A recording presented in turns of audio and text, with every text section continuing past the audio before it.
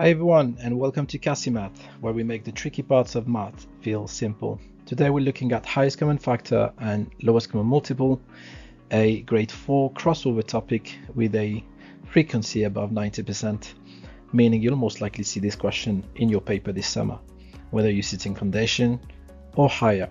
It's a relatively easy 4 marker in your exam, and in this lesson I'm going to show you a rigorous alternative to the Venn diagram method, which I'm sure you're familiar with. Let's go ahead and jump in. Let's take a look at two simple whole numbers, 6 and 8. We're going to see what their highest common factor and lowest common multiple would be. The factors of 6, or the numbers that divide 6 exactly, are 1, 2, 3, and 6, whereas the factor of 8 are 1, 2, 4, and 8.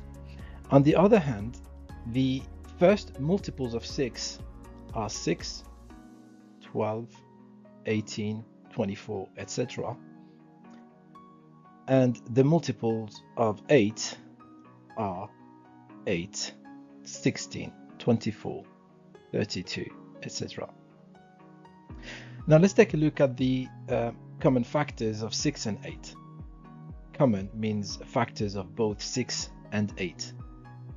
Well, 1 is a common factor, it always is, but in this case 2 is also a common factor, okay, and it seems like it's the largest, okay, so the highest common factor is 2. Let's write that down. As for the common multiples of 6 and 8, what we can see here is that 24 is a multiple of both, but also 48.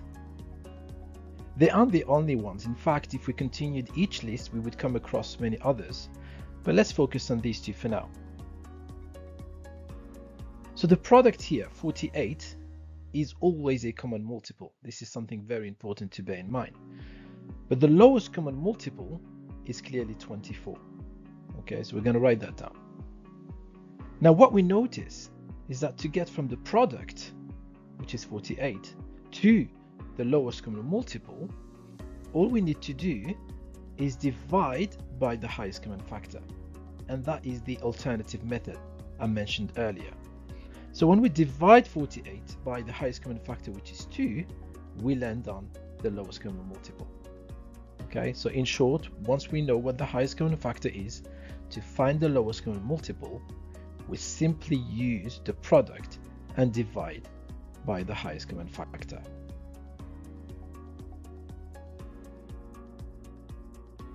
Have a look at how this would apply to 9 and 12. The factors of 9 are 1, 3, and 9, whereas the factors of 12 are 1, 2, 3, 4, 6, and 12. We can see that the highest common factor of 9 and 12 is 3. Okay, so let's write that down. Their lowest common multiple, according to what we've just seen, must be therefore 9 times 12, which is the product, divided by the highest common factor, which is 3. Now, this simplifies very easily. This is because the highest common factor is a common factor to 9 and 12.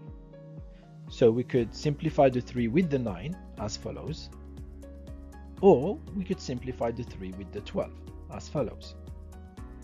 Either way, the lowest common multiple would be 36. Alright folks, time for a quick check. I left on the screen the factors of 12 and 15. Pause the video now and write the calculation in the comment below for how you'd find the lowest common multiple of 12 and 15 using the method that I've just shown you.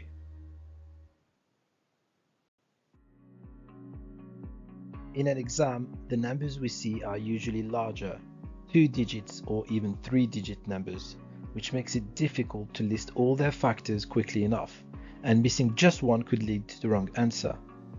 In that case, we use prime factorization instead to find the highest common factor.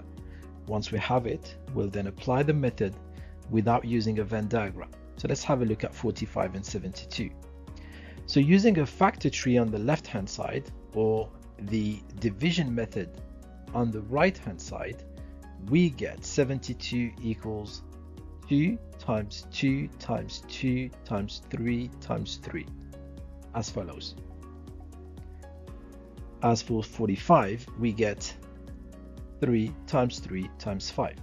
Don't worry if you don't feel comfortable with any of these methods, as this is a different skill which is covered in another video. Important nonetheless to secure 2 of the 4 marks I mentioned at the start.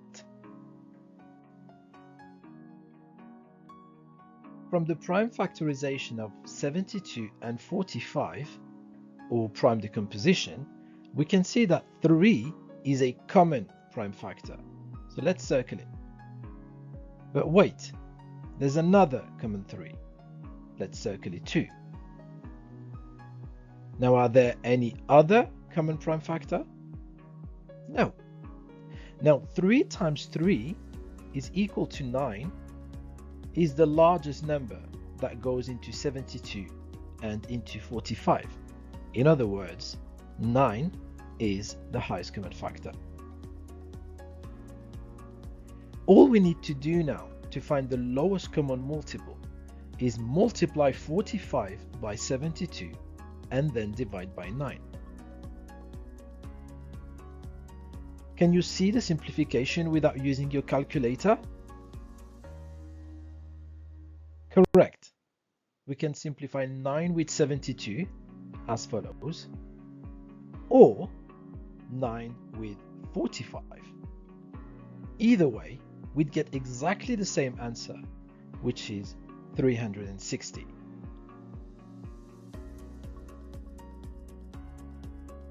Alright folks, time for another quick check.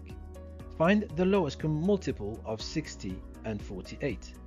Your first step is to find the prime factorization of each.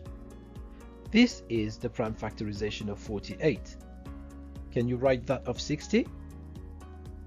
Well, if you've got the one I'm about to display on the screen, congrats, you're doing amazing. But if not, no worries. You can practice the skill separately. So we now have both prime factorizations. Pause the video now and write in the comment below how you'd find the lowest common multiple of 60 and 48 using the method you've learned today. When you finish, press play to reveal the solution.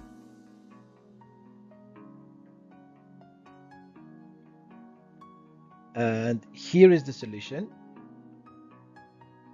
The highest common factor is 12. 2 times 2 times 3. So to find the lowest common multiple, we'll apply simply 60 times 48 divide by 12. Remember, you can simplify 12 with 60 or 48, whichever you feel most comfortable with. And the final answer is 240. Well done. Your turn now. Pause the video, take a pen and paper, and have a go at this exam question. You got this.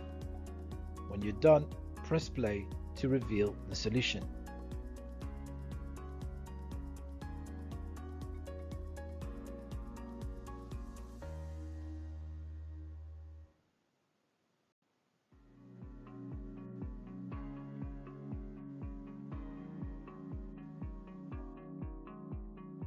And this is how we unlock the logic of highest common factors and lowest common multiples. I'd love to know how it went for you today. If this video was helpful, give it a like, don't forget to subscribe to HCF and hit the bell to be notified when more exam wins are available. See you in the next.